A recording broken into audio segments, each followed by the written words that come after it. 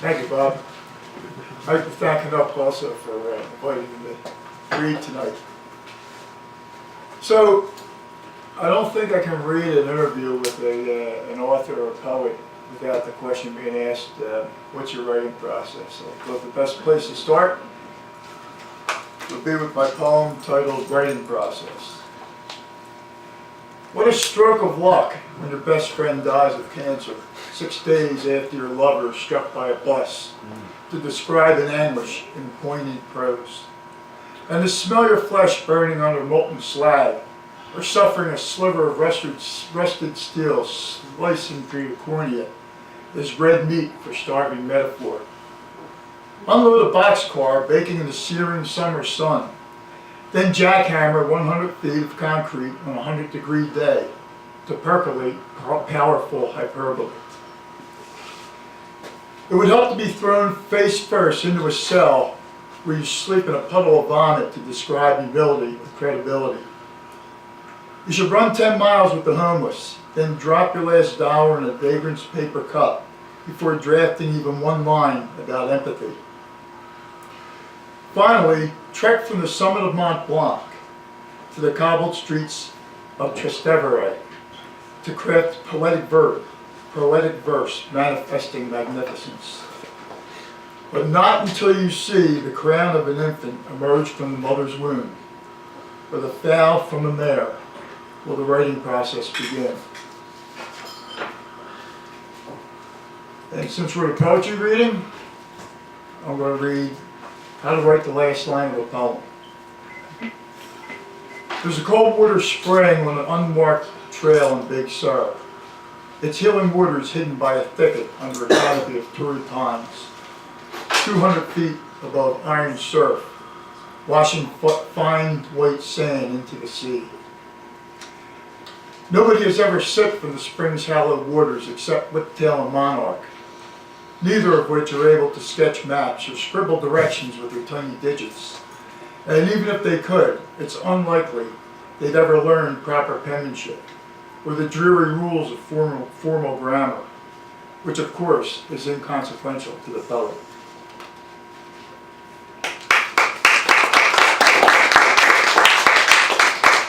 And one for the great poet W.S. Merwin, and this is titled Merwin's First Tweet. A bulbous pearl startles the abyss, pulling blood through miles of seasoned veins. His eyes open at first light on an island pulsing gold. A whetted blade pierces gilded pulp. His tongue exalts, and fingers stutter on plastic pads. He weeps, reaches for a soiled napkin to finish his song. Pastel rays reflect from the Azure surf, grilled pineapple and papaya waft, to the symmetry of water gliding over a ledge before crashing hundreds of feet below. Images unrestrained by convention. 2 words too many. 2 verse not enough. 140 characters blasphemous.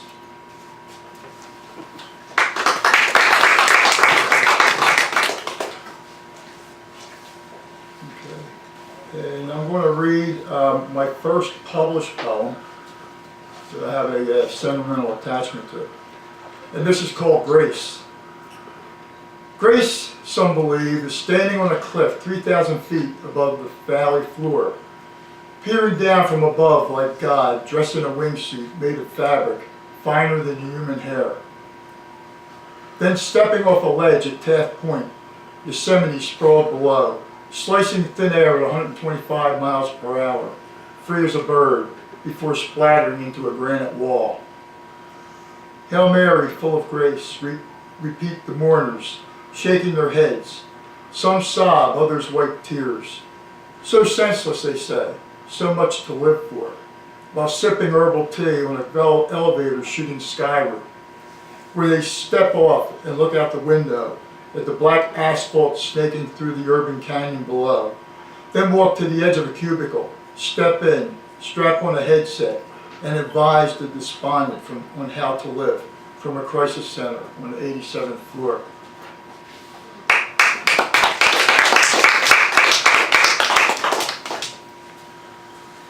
Tell me,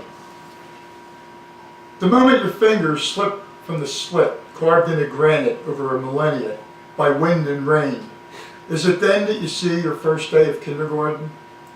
Or is it after it accelerating to 120 miles per hour, rock passing so close to your face that your eyelashes brush dust from the surface, that the glimmer in your love's blue-green eyes appear from behind a white-laced veil? Could it be closer to the point of impact when you smash the valley floor, your bones pulverized by calcium dust and blown away by an ambient breeze, that you see the birth of your first child? Perhaps you lose consciousness thinking about your brain plastered around a symmetrical rock. At the exact moment you see an image of your parents who lived happily into their 90s, lying side by side in maple boxes. Let me be perfectly clear here. I'm simply curious how it is you know that life passes before your eyes at the moment leading to death, when you've yet to venture from behind your elevated podium wearing polished shoes, unscuffed by the bright angel trail, a crystal glass of Dom Perignon in hand, pontificating. Tell me, how do you know?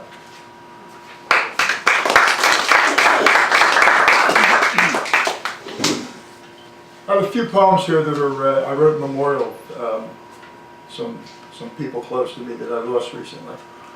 The first, just to give a little background, is for my nephew who was taken from us at the age of 20 suddenly last summer. And just so you can understand the poem a little bit, I was his godfather. I stood for him his confirmation, and I said his eulogy at his funeral. So this is called The Summit for Chris. You won't remember our trek through the foothills, your legs so fresh you had to be carried, unruffled by screams of newborns around you as water splashed upon your crown. You asked that I join you for your ascent on virgin trails to confirm with proper gear, to navigate perilous grades and keep firm footing on screes along a narrow ledge. Now I climb the mountain alone, searching for a grip to pull myself onto a shelf, where I hold on to life and scan the horizon, to see row after row of loved ones listen as I recount your short breath of air, the life that changed us all, especially the tiniest camper who came alone and spoke words we choked back, like the sun refusing to set. And this one is for my good buddy Jimmy who passed last summer. It's called Last Kiss. A corrugated plumbing device snakes from your mouth, tubes and needles jut from your body. Hypnotic beeping fades. I sit in silence. Just last week we raised our pints at McGillen's. Last year we waded Caribbean waters. Last life we giggled at detention, long before we heard the word malignant and mutation. What a blessing to be swept down a mountainside by tons of snow, buried alive in a pocket of earth, my final hours wrapped in blue ice, free of probing and poking, copays and no-pays, for manipulating my debilitated limbs in a room cleansed of germs and immortality. I beseech you, Lord of the Mountain, my needy skin pressed against your tectonic plate, tongue to chilled runoff, mouth to mountain, kissing you farewell. This next one I wrote for my hiking partner, and this is a happy ending. My golden retriever, who I thought I was going to put down 2 months ago, to the point that the vet gave me her hours on the weekend because we thought we'd be putting her to sleep. So this is called Faith of a Golden. She doesn't know the difference between a kidney and a kidney bean. Failure sounds like filet mignon. The vet tells me 2 needles. The first, the tranquilizer. She walks down an embankment, dunks her head in the Ganges. Talks to a mare under the bottom rail. Second needle, the last waltz. I worry about the cross of cremation and burial. She licks her butt and scratches. She's playing me. Refuses dog food. Only bacon and kielbasa now. Her faith exceeds that of a bishop's. She can't clasp her paws in prayer. Her religion is chasing rabbits through fields of tall grass with no chance of catching, repeating over and over and never losing hope. I wake up each morning braced for death. Her tail thumps against the shag rug.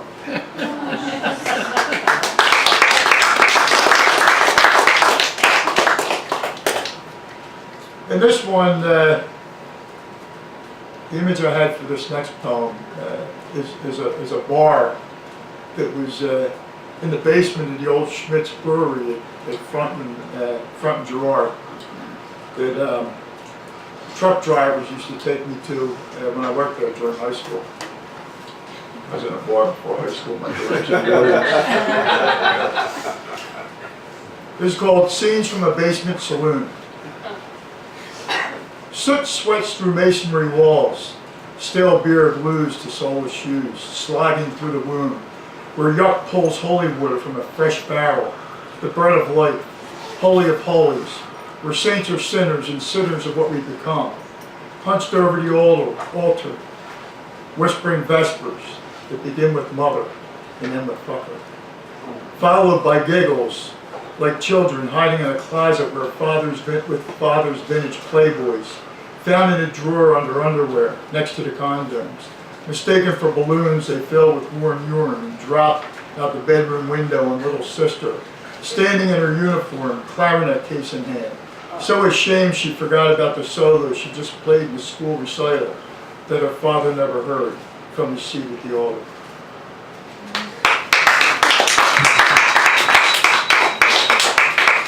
And I wrote this one after the airport bombing in Belgium and in the simultaneous bombing in the subway.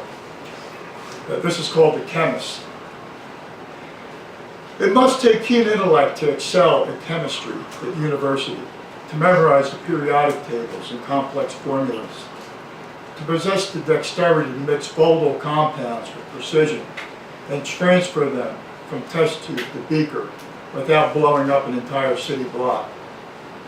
Did you ever dream of discovering a cure for humanity's suffering? Imagine receiving the Nobel Prize? Tell me, when was it that you thought of adding 3-inch nails to your formulas, like the one that splattered little Sasha across the terminal floor, her innocent blood staining the cloak of an elderly woman 20 feet away? Was it around the time you had the idea to include threaded stainless steel bolts to your concoction, like the one lodged in Sebastian's brain, leaving him paralyzed, so that the goal in last night's basketball game would be his last? Did he notice Nastasha's mother standing in line next to her? She wore a hijab and held the Quran open to the page that reads, Allah loveth those who are kind, just as her child was slaughtered. When you set the detonator of your device, did you take into account the ease with which your carrier could go undetected to the optimum spot to cause maximum carnage? And you take proper care so the explosives wouldn't detonate early and waste your meticulous labor. When you rest your weary eyes, do you think of ways to improve your creation? Maybe substitute less expensive materials, or contrive more imaginative delivery devices than sneakers and underwear. At the end of a workday, do you go to the cafe, play darts and foosball with your friends, perhaps a pickup game of soccer or cricket, a friendly, as they say, on the emerald pitch? Or do you just hang out with your girl? And finally, when you walk home, do the neighborhood kids wave to you? Do you wave back?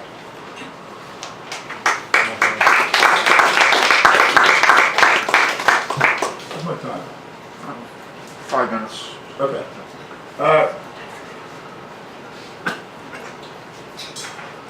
And this is called Iron and Glass.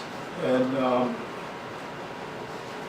I wrote it after reading about Salman Hamdani, a Muslim who ran into the towers to save to save people on 9/11 who was killed. Iron and glass. Alone in swift black water, in the shadow of the walking bridge, he muscles a 10-pound muskie to shore with 11-year-old arms.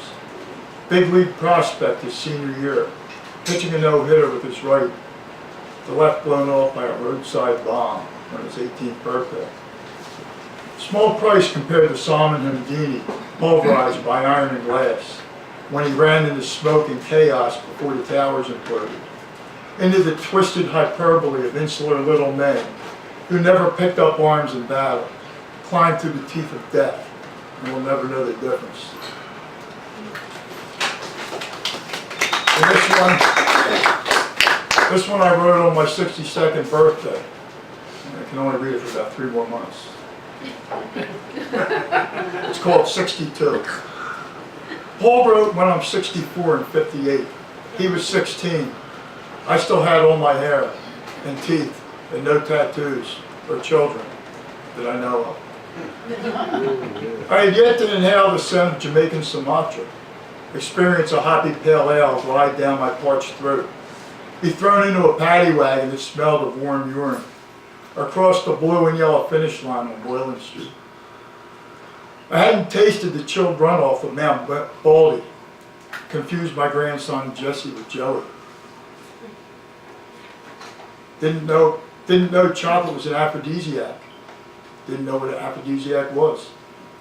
Today Paul plays when I'm 64 at 74. So does Ringo at 76. Mick still sings Satisfaction at 72, though he swore he wouldn't after he turned 45. Which tells me at 62 not to miss one moment, not a single breath. So that the day you sit on a ridge 10,000 feet in the thin mountain air and watch the birth of your children, or walk arm in arm up the aisle with your baby girl, laughing at little Lucy pulling up her top and pointing at her belly button. The view is exquisite.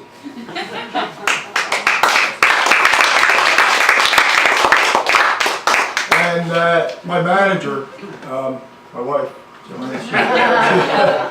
she always tells me to end, on an up note, don't leave everybody down. So this has a Philly spin to it also, if you've been around as long as me, like not for the younger folks, but it's called cow sense. They also say there's a farmer's tale that you can tell the weather by looking at the cows. If they're all standing, that means it's not going to rain. If they're laying, it's going to rain. So I guess if half of them are laying, it's 50% chance, I don't know. Okay, so this is called cow sense. I'm confused by a herd of Herefords lying on their side, especially the ones wearing sunglasses under the beach umbrella, rubbing SPF 50 on their sensitive white spots with one hoof, and holding a New York Best Time seller with the other. I was just as puzzled last week when 19 Holstein in the pasture are holding in their ground during a monsoon. 90-mile-an-hour gusts blowing their ears and tails sideways, holding onto their umbrellas for dear life. Now that Hurricane Valeris was put out to pasture for predicting the storm of the century that never was, I can't decide where to turn for my forecast. Because when it comes to predicting the future, the $2 million Doppler radar is no more reliable than a cow's intuition.